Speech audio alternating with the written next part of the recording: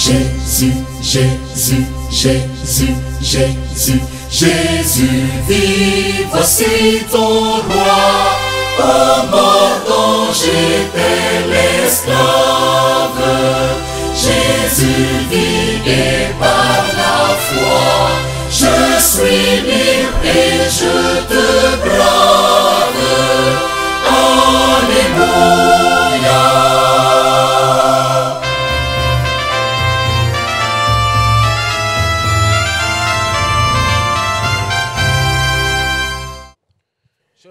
Je vous invite à la prière pour ouvrir donc cet enseignement.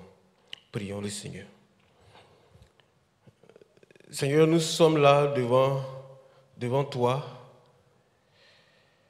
parce que nous avons soif de toi, nous avons soif de ta présence. Seigneur, singulièrement dans ces temps de confinement, dans ces temps de restriction, dans ces temps de peur, de crainte, nous avons besoin de ta présence, de ta grâce et de ta parole pour nous fortifier, pour nous rassurer, pour nous emmener à être davantage en communion avec toi, afin que notre foi ne défaille jamais et que, Seigneur, l'orage passé, nous puissions être trouvés à notre poste, Seigneur, dans notre position d'enfant de Dieu, de serviteur de Dieu.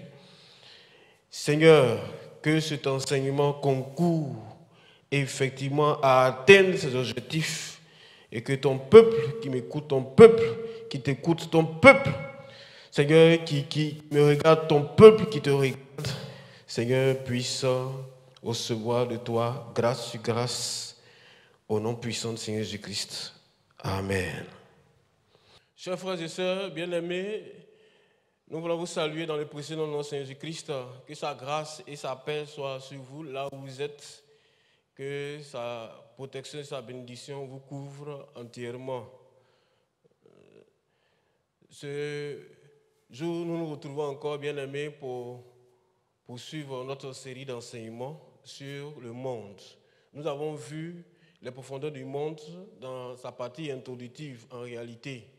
Et aujourd'hui, nous allons voir les œuvres du monde. Et pour ce faire, un test va nous guider. Le test de base, donc, nous trouvons dans la première épître de Jean. 1 Jean, chapitre 2, les versets 15 à 17. 1 Jean, chapitre 2, les versets 15 à 17 que nous lisons.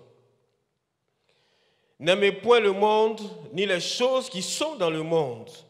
Si quelqu'un aime le monde, l'amour du Père n'est point en lui.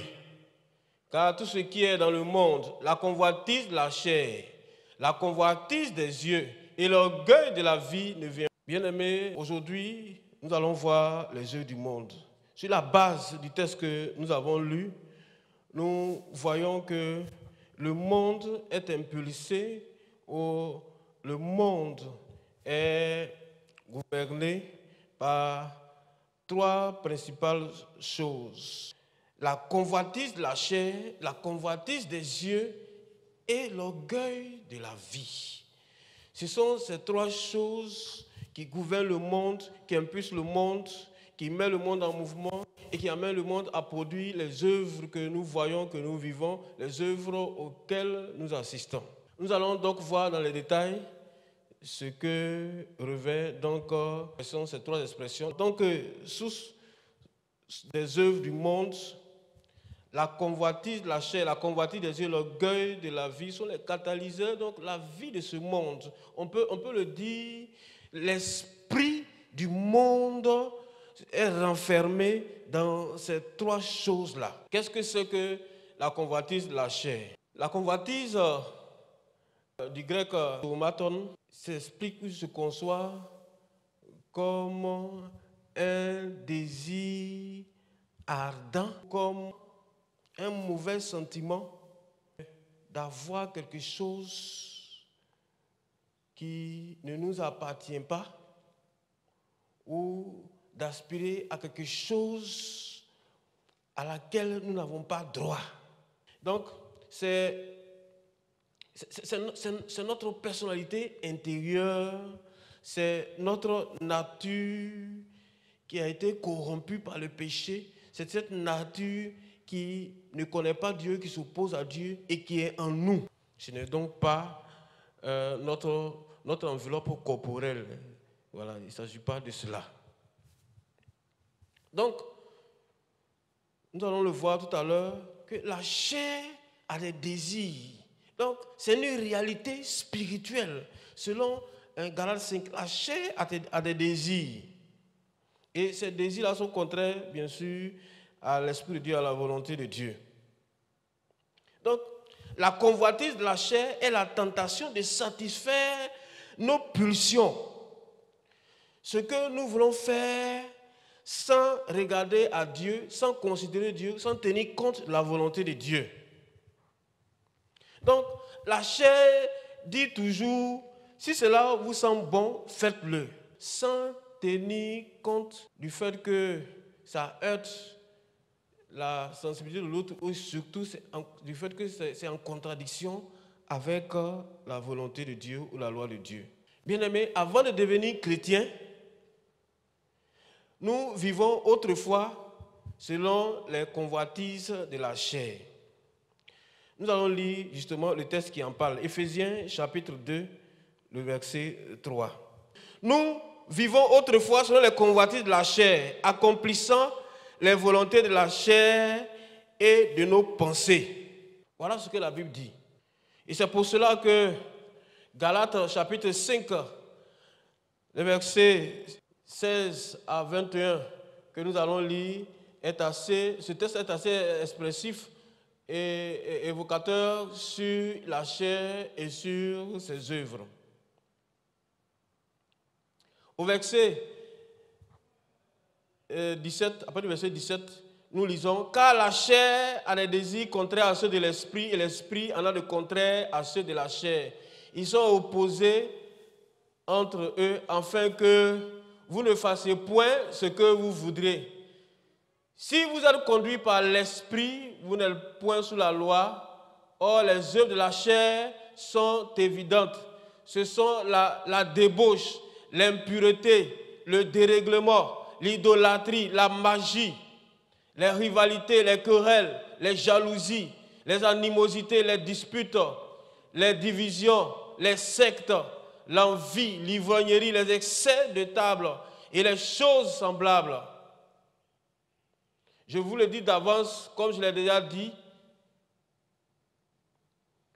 que ceux qui commettent de telles choses n'hériteront point du royaume de Dieu. Amen. Bien-aimés, les convoitises de la chair sont caractéristiques d'une vie dans le monde ou d'une vie selon le monde. Pour voir que quelqu'un vit selon le monde, il faut voir s'il ne développe pas ce que je viens de citer ici. Si quelqu'un développe l'un des traits que je viens de citer ici, c'est qu'il vit dans le monde, c'est que les œuvres du monde l'ont assujetti. Parce que le monde vit selon la chair. Si quelqu'un est dans le monde, c'est qu'il vit selon la chair. Et la personne qui vit selon les convoitises de la chair ne peut pas plaire à Dieu. Parce que tout ce que nous venons d'énumérer ici ne peut en aucunement plaire à Dieu. Au contraire, sa vie est en danger parce que la colère de Dieu demeure sur lui. La colère de Dieu demeure sur tous les fils, donc des hommes qui vivent dans l'impiété, dans l'iniquité, dans tout ce que nous venons de citer ici. Bien-aimés, si nous voulons plaire à Dieu, nous devons nous départir de ces choses-là, de ces choses qui nous attirent dans le monde, de ces choses qui nous identifient au monde. Tu peux être assis à l'église ici, mais être du monde. Si tu es caractérisé par tout ce que je viens d'énumérer et par les autres choses que je vais énumérer. Parce que tu ne peux pas vivre véritablement une vie chrétienne en vivant selon les convoitises de la chair, en t'adonnant aux œuvres de la chair. Si tu ne peux pas te départir de ces choses-là, c'est que le monde est véritablement ta référence et que tu es sous l'emprise du monde. Il y a également la convoitise des yeux. C'est tout ce que nous voyons et qui attire en nous de mauvais désirs. C'est tout ce que nous percevons et qui nous entraîne dans l'égarement du péché. Bien-aimés, c'est vrai, Dieu nous a donné des yeux pour percevoir, pour nous mouvoir dans notre environnement, pour apprécier également tout ce que Dieu a mis autour de nous, à notre disposition, et pour en jouir facilement et honnêtement. Mais la convoitise des yeux est autre chose. La convoitise des yeux, ça a donné justement à des passions et à des vices par rapport justement à ce que nos sens nous offrent comme information. Donc, la convoitise des yeux, c'est donc chercher à avoir ou à être ce qu'on ne doit pas avoir ou ce qu'on ne doit pas être. Aujourd'hui, le monde entier est dans la frénésie de la convoitise des yeux. Et les gens l'ont si bien compris que l'homme est souvent attiré par ce qu'il voit que maintenant on nous met plein de vues au niveau de la publicité. Parce que les gens savent que lorsque on te met plein la vue, en ce moment-là, il y a une convoitise qui naît et tu veux acquérir la chose, tu veux avoir la chose coûte que coûte. Bien aimé, la mode prend sa source justement dans la convoitise des yeux. Parce que c'est lorsque tu vois ça que tu veux avoir ça, que tu veux porter cela.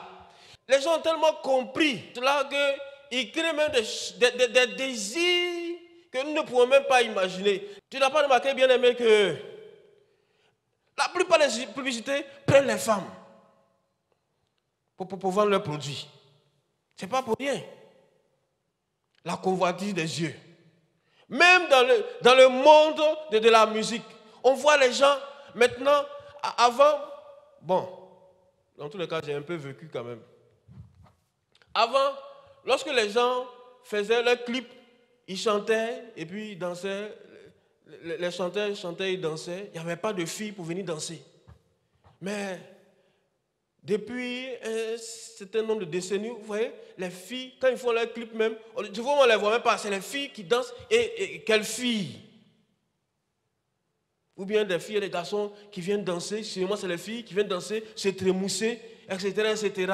Et puis on est content. Même si le monsieur chante n'importe quoi, on écoute parce que justement, on est attiré par quelque chose, non pas par la chanson, forcément, mais on est attiré par les filles qui viennent danser, les filles qui montrent leur corps, les filles qui montrent leur forme, etc., etc., qui viennent se trémousser pour nous faire voir autre chose que écouter la chanson du monsieur. C'est pourquoi maintenant, tous les musiciens là, quand ils font leur clip là, il y a une femme dedans. Même c'est arrivé chez les chrétiens. Dans tous les cas, nous allons développer dans l'enseignement qui va suivre le thème sur le monde dans l'église. Nous allons développer ce thème-là. Mais c'est dangereux, bien aimé. C'est dangereux. Et les gens, Satan sait ça. Et le monde sait ça. Que nos yeux qui sont là, ça peut être une source donc, de malheur pour nous. Et sinon de bonheur pour quelqu'un. Parce que c'est ce que tu vois là, c'est ce que tu désires.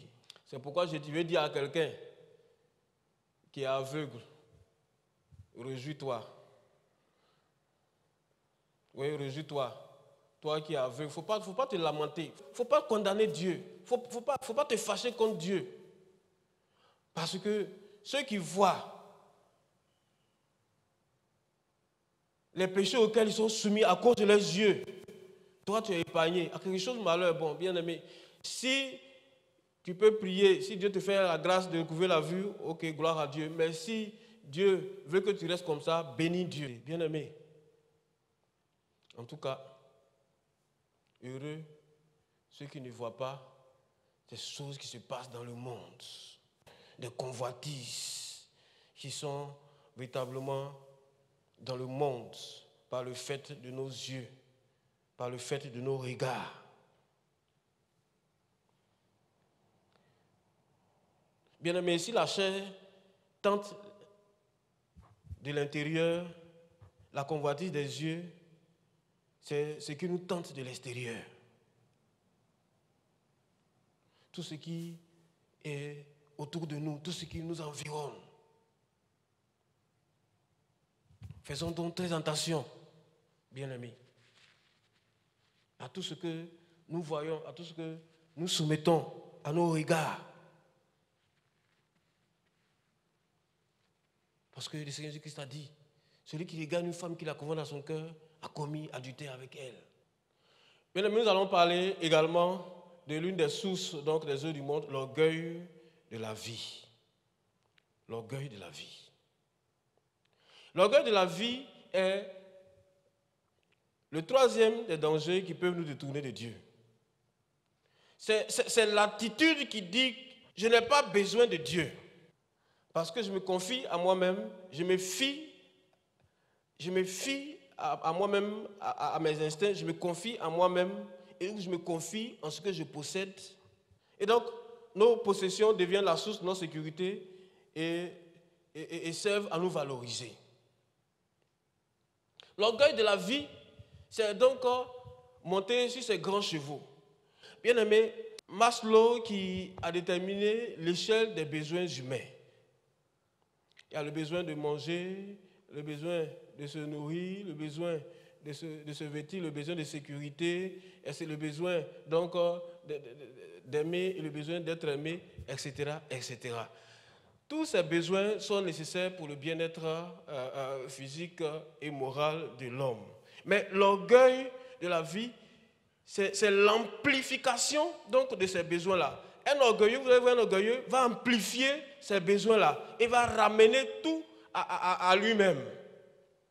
C'est-à-dire, à partir du moment où ça ne l'arrange pas, à partir du moment où il n'est pas d'accord, à partir du moment où ça le contrarie, ou à partir du moment où ça le contredit, en ce moment-là, il se braque, il se lève, et en ce moment-là, il rejette tout, bien il combat cela. Bien aimé, celui qui a cette attitude-là est un orgueilleux. C'est un orgueilleux. Celui qui ramène tout à soi, il mange d'abord avant les autres. Ou bien c'est quand il est rassasié, il pense aux autres. Voilà. Sinon, manger, normalement, se nourrir, c'est une bonne chose. Manger, c'est une bonne chose. Ça satisfait un besoin. Mais manger avant les autres, c'est une des manifestations de l'orgueil. Parce que, en réalité, la personne pense à elle-même et ne pense pas aux autres. La personne pense à elle-même et ne pense pas à Dieu. Quand tu es dans cette posture, tu es orgueilleux. Quand ton désir, c'est d'être aimé, de chercher la faveur des autres, et puis toi, tu n'es pas capable d'aimer quelqu'un, tu es orgueilleux.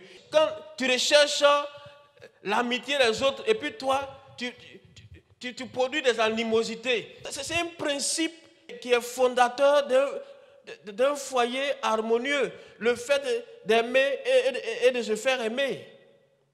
Souvent, dans les couples, les gens ont des problèmes parce qu'ils veulent que le conjoint, un des conjoints veut qu'on l'aime, mais il ne veut pas aimer l'autre. Or, l'amour, c'est d'abord chercher l'intérêt de l'autre. Mais il veut tout ramener à soi-même.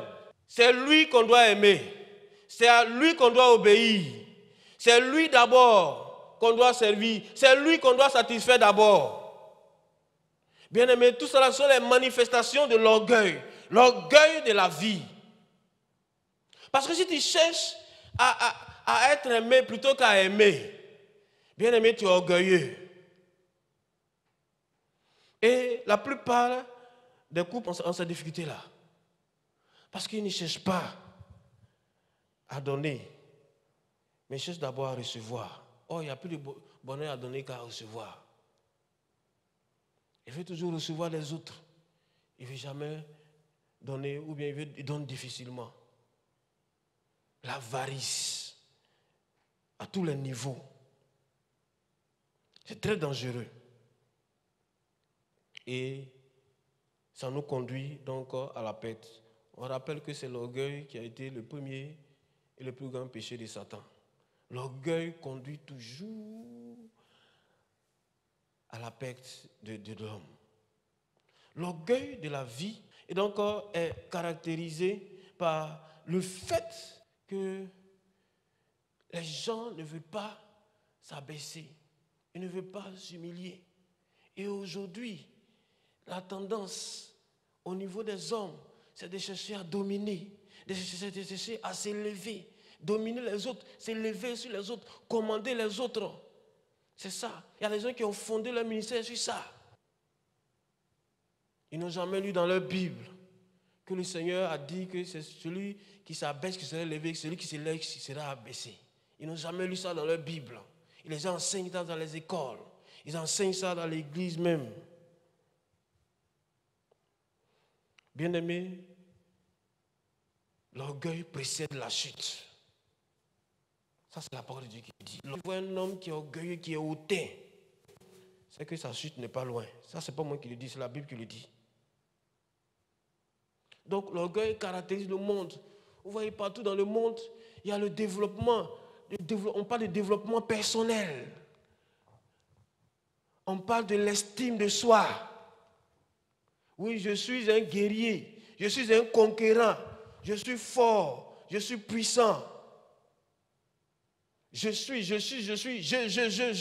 moi. Faisons très attention, bien-aimés. Quand dans ton langage, il y a je, moi. Fais très attention, tu es en train de te lever et donc tu vas chuter. Parce que si tu te lèves toi-même, tu vas chuter. C'est quand Dieu te lève que tu seras élevé. Parce que si Dieu te lève, personne ne peut te mettre à terre. Mais si tu te lèves, tu seras à terre. Parce que nous allons voir par la suite tout à l'heure l'histoire de Babel. Nous allons voir cela dans les détails. D'ici là, que Dieu vous bénisse, que Dieu vous garde, que Dieu vous délivre de la convoitise de la chair, de la convoitise des yeux, de l'orgueil de la vie. Au nom de Jésus. Dis Amen avec moi, parce que c'est pour ton bien. Et que Dieu soit avec toi. Amen.